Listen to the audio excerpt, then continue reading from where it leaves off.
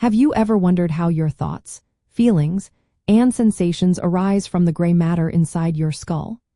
It is a question that has puzzled thinkers for centuries, exploring the intricate connection between our physical bodies and our inner conscious experiences. This profound mystery of how something seemingly non-physical can emerge from the purely physical is at the heart of our exploration today. Property dualism explains the mind by proposing that mental properties, such as consciousness, thoughts, and emotions, are distinct and non-physical attributes that emerge from, or are realized by, complex physical systems like the brain. While the brain itself is a physical substance, it possesses these unique mental properties that cannot be fully described or reduced to purely physical terms alone.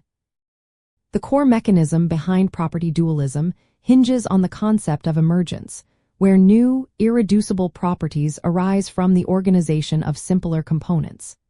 Think of water, which has properties like liquidity and transparency that are not present in individual hydrogen or oxygen atoms, yet they emerge when these atoms combine in a specific way. Similarly, property dualists argue that complex brain activity gives rise to conscious experience, a property of the brain that is fundamentally different from its physical structure or electrical impulses.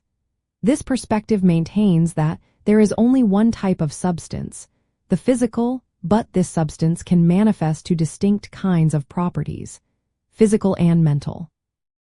It offers a middle ground, distinguishing itself from substance dualism, which posits two entirely separate entities like mind and body, and from reductive physicalism, which claims mental states are merely identical to brain states.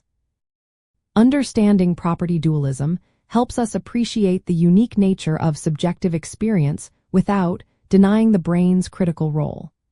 It means we can continue to study the brain scientifically, recognizing that its intricate workings are necessary for consciousness, while also acknowledging that our first-person experiences are not simply more brain stuff.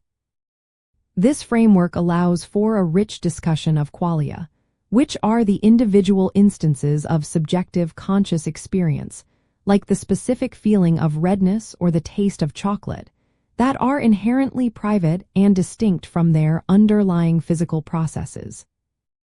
One intriguing aspect of property dualism is its accommodation of the hard problem of consciousness, a term coined by philosopher David Chalmers. This problem refers to the difficulty of explaining how and why physical processes give rise to subjective experience rather than just merely processing information.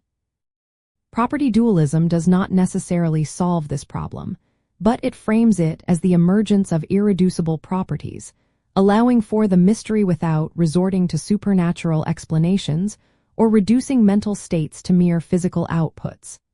It suggests that while we can map brain activity, the what it is like aspect of being conscious remains a distinct property. Ultimately, property dualism offers a compelling way to reconcile the undeniable reality of our inner mental lives with a scientific understanding of the physical world. It posits that while the mind is intrinsically linked to the brain, its mental properties representing a higher level of organization and experience, deserving of their own unique consideration.